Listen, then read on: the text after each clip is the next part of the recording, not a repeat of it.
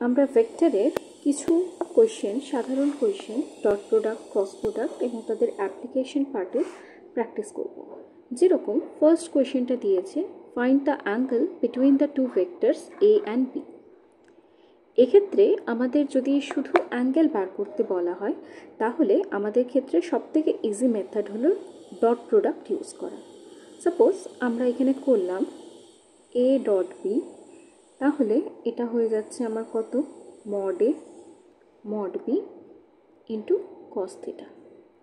তাহলে এখান থেকে আমরা যদি বার করি কস থিটা, তাহলে কস থিটা সমান হয়ে যাচ্ছে A dot B divide by mod A mod B. এবারে আমরা আলাদা আলাদাভাবে A dot B, mod A mod B এর ভ্যালুগুলোকে বার করে নিতে পারি। যেমন এ ডট বি এটা সমান হচ্ছে কি, এখানে আমি যদি দেখাই 3i cap plus 4j cap হলো এর value, dot I cap plus J cap এটা হয়ে যাচ্ছে আমার জে এর ভ্যালু, বি এর ভ্যালু। এবারে এদের মধ্যে ডট প্রোডাক্ট, আমরা জানি ডট প্রোডাক্ট শুধুমাত্র সেম যেগুলো হয় তার মধ্যেই হয়, মানে আই ডট আই এর মধ্যেই হবে, আর জে ডট জে যেটা আছে সেগুলোই শুধু থাকবে। আই ডট জে মানে অন্য বিপরীত রাশির সাথে যখনই হবে মাল্টিপ্লাই, সেটা 0 হয়ে যাচ্ছে। আই ডট আই মানে হলো 1, জে ডট জে মানে 1, তাহলে এখান থেকে পড়ে থাকছে কত, 3 + 4 মানে হয়ে যাচ্ছে কত আমার এখানে 7।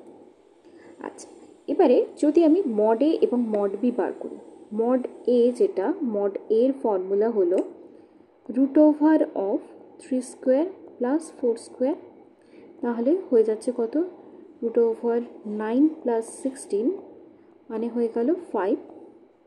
আর মড বিটা হয়ে যাচ্ছে আমার এক্ষেত্রে 1² + 1², কারণ এখানে আই এবং জে দুজনের কোফিশিয়েন্ট কত হয়ে যাচ্ছে 1, তাহলে এটা হয়ে যাচ্ছে কত, √2। তাহলে আমার শুধু ভ্যালুগুলোকে যদি এখানে পুট করি কস থিটা, তাহলে এ ডট বিটা বেরিয়েছে কত, 7, আর এটা বেরিয়েছে কত, 5√2।